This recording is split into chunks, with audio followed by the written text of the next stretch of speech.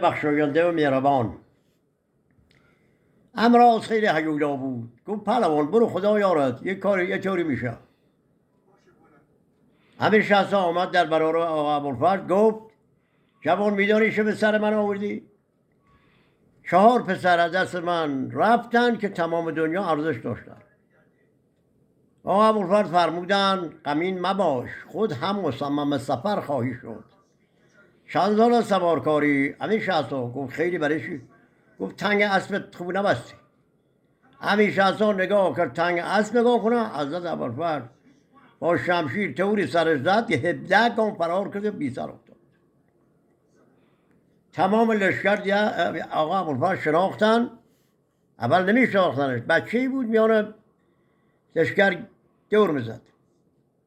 بعد اسکرده‌ای پیدا کرد، عاشقایی پیدا کرد و شبانه حمله میکردن، شوخون میزدن. به قول ما شوخون، به فارسی شبیخون.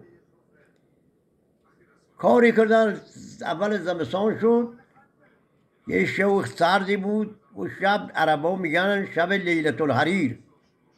سپاه معاویه سپاه سگ در می آوردن از سرما و از زجه زخمداران و های هوی سواران، نعره گیردار دلاوران.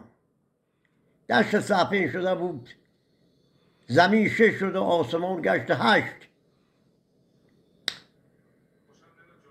خلاصت یه نزدیک شکست معاویه بود. معاویه به امراض گفت امراض یه کاری بکن، کار خرابه. گفت یه نقشه دارم اگر بگیرم. حالا 2 نفر سردار اسباشان زین دست نوکرها همیشه آماده فرار بودن. اما امراض لعنتی چند تا خشت و چند تا قرآن رو کرد سر نیزه و الله الحکم لله الحکم لله.